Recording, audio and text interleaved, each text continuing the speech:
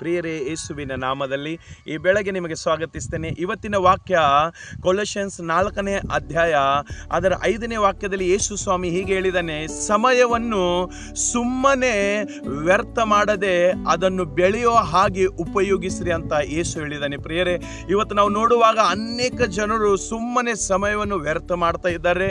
ಕೆಲಸದ ಸಮಯದಲ್ಲಿ ವ್ಯರ್ಥ ಮಾಡ್ತಾ ಇದ್ದಾರೆ, ಮನೆಯಲ್ಲಿ ಸಮಯ ವ್ಯರ್ಥ ಮಾಡ್ತಾ ಇದ್ದಾರೆ, ತಮ್ಮ ಕಚೇರಿಯಲ್ಲಿ ತಮ್ಮ ಸಮಯವನ್ನು ವ್ಯರ್ಥ ಮಾಡ್ತಾ ಇದ್ದಾರೆ, ಚಿಕ್ಕ ಮಕ್ಕಳು ಸಹ ಮೊಬೈಲ್ನಲ್ಲಿ ಸಮಯವನ್ನು ವ್ಯರ್ಥ ಮಾಡ್ತಾ ಇದ್ದಾರೆ ಮತ್ತು ಅನೇಕ ಜನರು ಈ ಸಮಯವನ್ನು ಅದು ವ್ಯರ್ಥ ಮಾಡ್ತಾ ಇದ್ದಾರೆ. ಪ್ರಿಯರೇ, ಈ ಸಮಯವನ್ನು ಬೆಲೆ ಹಾಗೆ ನಾವು ಉಪಯೋಗಿಸಿದರೆ ಆ ಸಮಯ ನಮಗೆ ಒಳ್ಳೆ ಮಾರ್ಗದಲ್ಲಿ ನಡೆಸುತ್ತದೆ. ಪ್ರಿಯರೇ, ಯಾಕಂದರೆ ಸಮಯ ಬಹಳ ಪ್ರಾಮುಖ್ಯ. ಪ್ರಿಯರೇ, ಸಮಯ ಇಲ್ಲದೆ ನಮ್ಮ ಜೀವಿತ ಇದ್ದರೆ ನಾವು ಅಸ್ತವ್ಯಸ್ತ ಜೀವಿತ ಜೀವಿಸ್ತಾ ಇದ್ದೇವೆ. ಪ್ರಿಯರೇ, ನೀನು ಪ್ರಾರ್ಥನೆ ಮಾಡುವ ಸಮಯವನ್ನು ಇಟ್ಕೋಬೇಕು, ಬೈಬಲ್ ಓದೋದು ಸಮಯ ಇಟ್ಕೋಬೇಕು. ಯಾಕಂದರೆ ಈ ಸಮಯ ಮುಖಾಂತರ ನಿನ್ನ ಜೀವಿತ ಬದಲಾವಣೆ ಆಗುತ್ತದೆ. ಪ್ರಿಯರೇ, ಯಾಕಂದರೆ ನೀನು ಸಮಯವನ್ನು ನೀನು ಒಂದು ಒಳ್ಳೆ ಉಪಯೋಗ ಹಾಗೆ ಮಾಡಿದರೆ, ಬೆಳೆಯ ಹಾಗೆ ಉಪಯೋಗಿಸಿದರೆ ಆ ಸಮಯ ನಿನ್ನ ಜೀವಿತ ಬದಲಾಯಿಸುತ್ತದೆ, ಆ ಸಮಯ ನಿನ್ನ ಕುಟುಂಬ ಬದಲಾಯಿಸುತ್ತದೆ, ಆ ಸಮಯ ನಿನ್ನ ಕೆಲಸ ಕಾರ್ಯಗಳನ್ನು ಬದಲಾಯಿಸುತ್ತದೆ. ಪ್ರಿಯರೇ, ಯಾಕಂದರೆ ಸಮಯವನ್ನು ವ್ಯರ್ಥ ಮಾಡಬೇಡ್ರಿ. ಪ್ರಿಯರೇ, ನೀವು ಯಾರಾದರೂ ಇರ್ಬೋದು, ಎಲ್ಲಾದರೂ ಇರ್ಬೋದು, ಯಾವ ಸ್ಥಳದಲ್ಲಿ ಇದ್ದಿರ್ಬೋದು, ನನಗೆ ಗೊತ್ತಿಲ್ಲ. ಆದರೆ ಯೇಸು ಹೇಳ್ತಾ ಇದ್ದಾನೆ, ಸಮಯವನ್ನು ವ್ಯರ್ಥ ಮಾಡಿಕೊಳ್ಳಬೇಡ.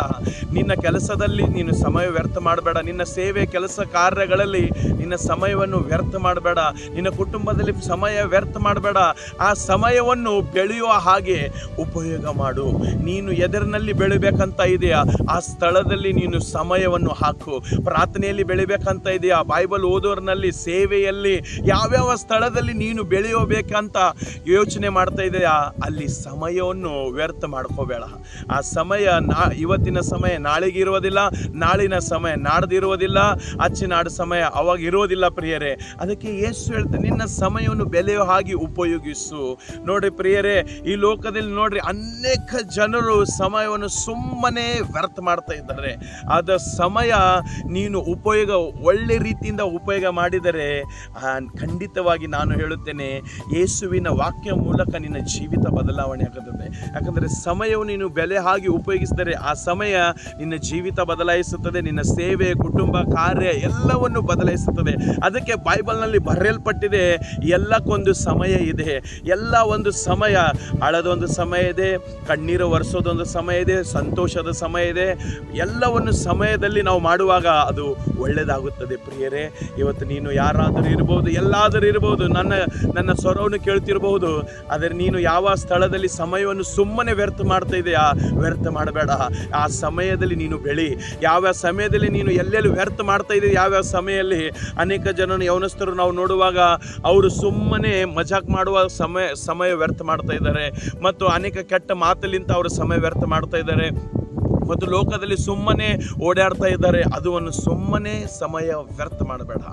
ಸಮಯ ವ್ಯರ್ಥ ಮಾಡಿದರೆ ಆ ಸಮಯ ನಿನಗೆ ಮುಂದೆ ಬೆಲೆ ಆಗಿ ಉಪಯೋಗಿಸ್ಲಿಕ್ಕೆ ಆಗೋದಿಲ್ಲ. ನೀನು ಯಾವ್ಯಾವ ಕ್ಷೇತ್ರದಲ್ಲಿ ಇದ್ದೀರಿ ಆ ಸಮಯವನ್ನು ಒಳ್ಳೆ ರೀತಿಯಿಂದ ಉಪಯೋಗಿಸ್ಲಿಕ್ಕೆ ಆ ದೇವರು ನಿನಗೆ ಸಹಾಯ ಮಾಡಲಿ. ಮತ್ತು ಆ ಯೇಸುವಿನ ಜೀವಿತ ನಿನ್ನ ಜೀವಿತದಲ್ಲಿ ಇದ್ದರೆ ನಿನ್ನ ಜೀವಿತ ಬದಲಾಯಿಸ್ತದೆ. ಪ್ರಿಯರೇ, ಯೇಸು ಹೇಳ್ತಾ ಇದೆ, ನಿನ್ನ ಸಮಯ ವ್ಯರ್ಥ ಮಾಡ್ಕೋಬೇಡ.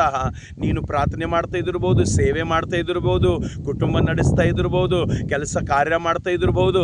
ಆ ಕೆಲಸ ಕಾರ್ಯಗಳಲ್ಲಿ, ಪ್ರಾರ್ಥನೆಯಲ್ಲಿ ಎಲ್ಲ ಸಮಯದಲ್ಲಿ ನೀನು ಸಮಯ ವ್ಯರ್ಥ ಮಾಡಬೇಡ. ಕಾಟಾಚಾರಕ್ಕಾಗಿ ಏನು ಮಾಡಬೇಡ. ಸಮಯವನ್ನು ಉಪಯೋಗಿಸು. ಆ ಸಮಯ ನಿನ್ನ ಜೀವಿತ ಬದಲಾಯಿಸುತ್ತದೆ.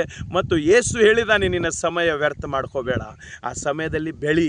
ಯಾವ್ಯಾವ ಕ್ಷೇತ್ರದಲ್ಲಿ ನೀನು ಇದೆ ಆ ಕ್ಷೇತ್ರದಲ್ಲಿ ಬೆಳಿ.